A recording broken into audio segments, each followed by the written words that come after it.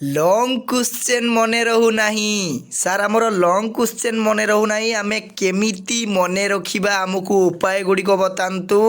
परीक्षा आउ अल्प दिन रहिला जेते पढ़िले भी सार आमर मने रहू नाही लंग क्वेश्चन केमिति मने रखिबा नाई कि बड़ समस्या हो गलानी सार आमको 90% मार्क रखिबार अछि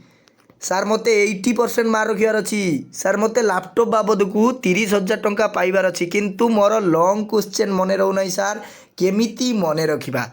तो पिला माने तुम मानकु केतोटी ट्रिक मु बतई देबी बुझिला तो ट्रिक बतईबी जेउ ट्रिक गुड़िक कि जदि भल भाव में तुम माने पिला माने पालन करिबो तो 100% मु ग्यारंटी दउची पिला माने तुम मानकर लंग क्वेश्चन मने रहिबो जीवन सारा बुझिला तो जीवन सारा तुम मानकर पिला माने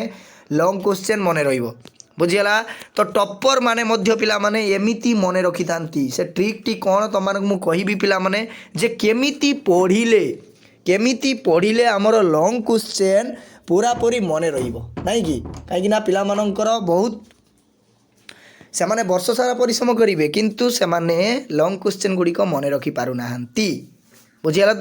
तो चलतु आलोचना करवा पिला माने एवं यही भली जदि वीडियो गुड़िक पाइबा चाहती देन चैनल को एबे सब्सक्राइब करी ऑल नोटिफिकेशन ऑन करने जमार भूलु ना पिला माने एवं प्रतिदिन आमर +2 बोर्ड परीक्षा पाई फ्री ऑफ कॉस्ट रे रिकॉर्डिंग क्लास मध्य पाई परिबे बुझिला तो देखिबा पॉइंट गुड़िक कौन रही पिला माने प्रथम पॉइंट देखंतु पिला माने हमें लॉन्ग क्वेश्चन मने रखिबा किपरि नाई कि कहीं ना समस्ते पाठ पढ़ती किंतु मने रखि थांती बहुत अल्प पिला एवं जदि भल भाव रे पिला माने मने रखिदब तो एग्जाम रे तुम मानकर किछि भी समस्या होबो नाही प्रश्नर उत्तर लिखिबारे बुझिला तो प्रथम पॉइंट को आमे जीवा पिला माने लॉन्ग क्वेश्चन द पॉइंट बुझिला तो लॉन्ग क्वेश्चन द पॉइंट पिला माने पॉइंट अर्थात मोर कहबार कथा पिला माने सपोज मने तुम मानकर गणतंत्र जो डेमोक्रेसी पिला माने रही डेमोक्रेसी रो जो फीचर पिला माने बुझिला तो फीचर जो रही से फीचर गुड़िक अर्थात तार वैशिष्ट्य गुड़िक मन रख बुझिला तो प्रथमे तुम कौन कर ना लॉन्ग क्वेश्चन रो इंट्रोडक्शन लिखिबो तापरे तो जो पॉइंट गुड़िक अच्छी बुझेगा तो पॉइंट गुड़िक तुम मैंने कौन कर ना पॉइंट गुड़िक मन पकड़ाई चेष्टा कर सपोज मन कर मुझे तुम उदाहरण दूसरी समानता फंडामेंटाल राइट उपर तुम मानकर मुझे उदाहरण दूसरी फंडामेंटाल जो राइट्स रही तो ता दिहरे गोटे अधिकार रही समानता अधिकार नाई कि इक्वालिटी राइट टू इक्वालिटी पिला माने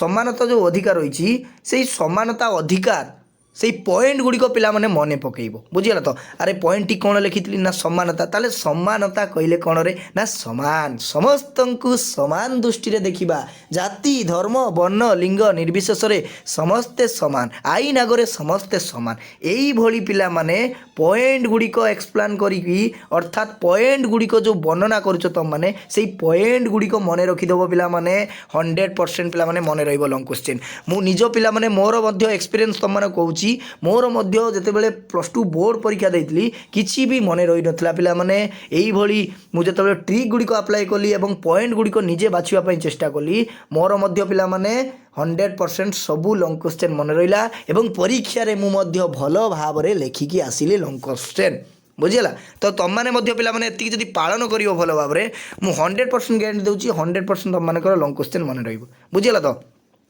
द्वितीय पॉइंट को जीवा लेखी लेखी पढ़ा बहुत इंपोर्टाट पिला माने 5 थर पढ़ा जहा अरे थरे लेखिबा सैया नाई कि थरे लेखिबा सैया तो तुम मैंने कौन कर ना लेखी लेखी पढ़ो जहाँ भी पाठ पढ़ुच पिला माने सब बेले लेखी लेखी पाठ पढ़ाई चेष्टा कर जहाँफल कि तुम मानकर इंद्रिय गुड़िक काम कर अर्थात आखि देख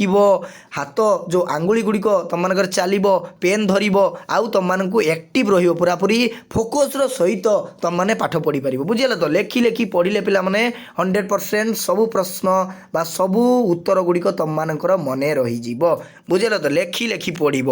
नेक्स्ट प्रश्न कहीदेली नेक्स्ट पॉइंट पिला माने बारंबार मने पकाइबा अर्थात रिकॉल पिला माने बारंबार मने पकाइबा अर्थात कौनसी गाजुरु गाजुरु सांगसाथी सहित लोक मान सहित गाजुरु गाजुरु न होइकी कौन करिवो ना नीरव भाव शांत भाव ଯଦି କୌଣସି ଖେଳିବା ପାଇଁ ଯାଇଛ ବା ବୁଲିବା ପାଇଁ ଯାଇଛ ତମାନେ କ'ଣ କରିବ ନା ମନେ ପକାଇବା ପାଇଁ ଚେଷ୍ଟା କରିବ ଯେ ଫଣ୍ଡାମେଣ୍ଟାଲ ରାଇଟ୍ କେତେଟି ରହିଛି ଛଅଟି ରହିଛି କ'ଣ କ'ଣ କ'ଣ କ'ଣ କ'ଣ କ'ଣ ନା ସମାନତା ଅଧିକାର ସ୍ୱାଧୀନତା ଅଧିକାର ଏଇଭଳି ପିଲାମାନେ ମନ ଭିତରେ ସବୁବେଳେ କ'ଣ କରିବ ନା ମନେ ପକାଇବା ପାଇଁ ଚେଷ୍ଟା କରିବ। ଏ ମନକୁ ତମାନେ କ'ଣ କରିବ ନା ଆୟତ୍ତ କରିବ ପ୍ରଥମେ ଧ୍ୟାନ ଦ୍ୱାରା, ଯାହାଫଳରେ କି ଧ୍ୟାନ କରିସାରିକି ମନେ ପକାଇବା ପାଇଁ ଚେଷ୍ଟା କରିବ ଯେଉଁଠି ବି ତମମାନେ ରୁହ ନା କାହିଁକି, ବୁଝିଲ ତ। ବାରମ୍ବାର ମନେ ପକାଇବା ପାଇଁ ଚେଷ୍ଟା କରିବ ଯେ କ'ଣ ରହିଛି ସମାନତା ଅଧିକାର ପରେ କ'ଣ ରହିଛି। ହଁ ଆର୍ଟିକିଲ୍ କେତେରେ ମେନସନ୍ କରାଯାଇଛି ନା 14ରୁ 18 ସମାନତା ଅଧିକାର। ଏଇଭଳି ପିଲାମାନେ ଯଦି ବାରମ୍ବାର ତମମାନେ ରିକଲ୍ କରିବ ନା ସବୁ ପ୍ରଶ୍ନର ଉତ୍ତର ପିଲାମାନେ ମନେ ରହି ପଡ଼ିବ ଏବଂ ସବୁ ପ୍ରଶ୍ନ ତମମାନଙ୍କର ମନେ ରହିଯିବ। ଏ ମାଇଣ୍ଡରେ ପୁରାପୁରି ଷ୍ଟୋରେଜ୍ ହେଇକି ରହିଯିବ ନାଇଁ କି। ପୁରାପୁରି ଯେପରି ପିଲାମାନେ କାନ୍ଥରେ ଯେପରି ପିରକ ମାରିଦେଲେ ଆଉ ସେ କାନ୍ଥରୁ ପିରକ କାଢ଼ିବା ତମମାନଙ୍କ ପାଇଁ କ'ଣ ଅସମ୍ଭବ, ସେଇଭଳି ପୁରାପୁରି ମାଇଣ୍ଡରେ ଖଞ୍ଜି ଦିଅ ନାଇଁ କି, ମାଇଣ୍ଡରେ ପୁରାପୁରି ଖଞ୍ଜି ଦିଅ। ନେକ୍ସଟ ଦେଖିବା ଗୁଣୁ ଗୁଣୁ କରିକି ପଢ଼ିବା, ଅର୍ଥାତ୍ ପିଲାମାନେ ଗାଜରୁ ନ ହେଇକି ଗୁଣୁ ଗୁଣୁ କରି ପଢ଼ିବା, ଅର୍ଥାତ୍ ମନେ ମନେ ପଢ଼ିବା। ସପୋଜ୍ ଗୋଟେ ଲଙ୍ଗ୍ କ୍ୱେଶ୍ଚନ୍ ପଢ଼ୁଛ ତାକୁ ଲେଖି ପଢ଼ିବ, ତାକୁ କ'ଣ କରିବ ନା ଗୁଣୁ ଗୁଣୁ କରି ପଢ଼ିବା ପାଇଁ ଚେଷ୍ଟା କରିବ, ବୁଝିଲା। ତାପରେ ରହିଛି ତମମାନଙ୍କର ଶାନ୍ତ ଜାଗାରେ ପଢ଼ିବା, ବହୁତ ଇମ୍ପୋର୍ଟାଣ୍ଟ ପିଲାମାନେ ପ୍ଲେସ୍ ଚୁଜ୍ କରିବା ନାଇଁ କି, ପ୍ଲେସ୍ ପିଲାମାନେ ଚୁଜ୍ କରିବା ବହୁତ ଇମ୍ପୋର୍ଟାଣ୍ଟ। ତେଣୁ କୌଣସି କୋଳାହଳ ଜାଗାରେ ଆମେ ପଢ଼ିବା ନାହିଁ, ଡିଷ୍ଟ୍ରାକ୍ସନ୍ ଯାହାଫଳରେ ଆମକୁ ହେବ। ତ ଶାନ୍ତ ଜାଗାରେ ପିଲାମାନେ ପଢ଼ିବା, ପୁରାପୁରି ପିସ୍ଫୁଲ୍ ଜାଗା ଯେଉଁଠି କୌଣସି ଲୋକ ନଥିବେ ପିଲାମାନେ ତମମାନେ କ'ଣ କରିବ ନା ସେଇଭଳି ଜାଗାରେ ଚୁଜ୍ କରିକି ତମମାନେ ପଢ଼ିବା ପାଇଁ ପଡ଼ିବ ତମମାନଙ୍କୁ। ଏବଂ ସେଇଭଳି ଜାଗାରେ ପଢ଼ିଲେ ସବୁ ପାଠ ପିଲାମାନେ ମନେ ରହିବ, ବୁଝିଲ ତ, ସବୁ ପାଠ ମନେ ରହିବ। ତେଣୁ ତମମାନେ କ'ଣ କରିବ ନା ଶାନ୍ତ ଜାଗା ବାଛନ୍ତୁ,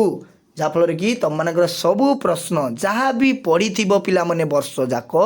ମନେ ରହିଯିବ, ବୁଝିଲା।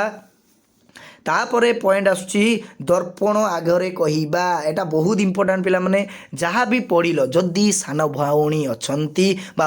ସାନ ଭାଇ ଅଛନ୍ତି ତାଙ୍କ ଆଗରେ କହିବା ପାଇଁ ଚେଷ୍ଟା କର। ଯାହା ପଢ଼ିଛ ତାକୁ କୁହ, ମାନେ ତମମାନେ କ'ଣ କରିବ ନା ତା ସାମ୍ନାରେ ଠିଆ ହେଇଯିବ, ଅର୍ଥାତ୍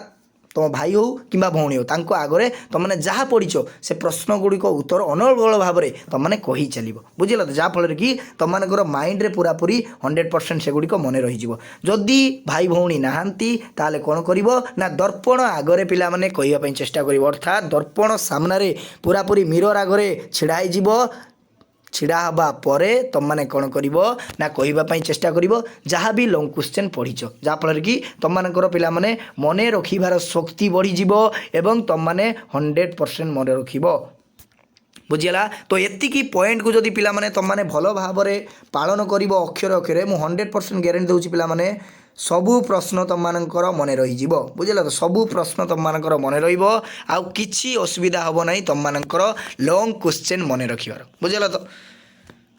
ଏବଂ ଆଉ ଗୋଟେ ହେଉଛି ପିଲାମାନେ ଆତ୍ମବିଶ୍ୱାସ ନିଜ ଭିତରେ ରଖିବ, ନିଜକୁ ଧନ୍ୟବାଦ ଦେବ ଯେ ମୁଁ କରିପାରିବି, ୟେସ୍ ଆଇ କ୍ୟାନ୍ ଡୁ, ମୁଁ କରିପାରିବି, ନିଶ୍ଚିତ ମନେ ରଖିପାରିବି। ଏଇଭଳି ଯେଉଁ ପିଲାମାନେ ଯଦି ତମମାନଙ୍କର କନଫିଡେନ୍ସ ଆତ୍ମବିଶ୍ୱାସ ଆସିଗଲା ନା ତ ଆଉ ତମମାନଙ୍କୁ କେହି ବି ରଖିପାରିବ ନାହିଁ ପାଠପଢ଼ାରେ, ବୁଝିଲ ତ, କେହି ବି ରଖିପାରିବ ନାହିଁ। ତ ଆଜି ପାଇଁ ଏତିକି, ଧନ୍ୟବାଦ ସମସ୍ତଙ୍କୁ, ସାଧୁବାଦ, ଥ୍ୟାଙ୍କ ୟୁ।